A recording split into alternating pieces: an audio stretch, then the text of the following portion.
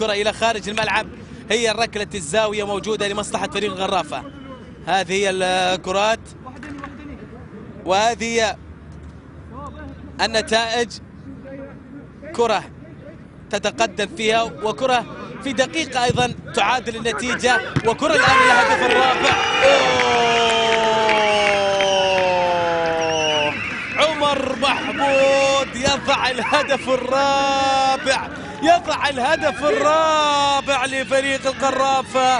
هدف رابع، يا سلام يا عمر محمود على شاكلة يونس محمود، على شاكلة يونس محمود. يضع سفاح صقير، سفاح صقير يضع الهدف الرابع في هذه المباراة، وكرة عرضية بالرأس بشكل ممتاز، حلوة من عمر محمود. يا سلام يا سلام يا سلام، حلوة من فريق الغرافة. قلب النتيجة ووضع هدف رابع. ممكن الأمور انتهت، لكن الخور هل يبحث بهدف رابع لتكون المباراة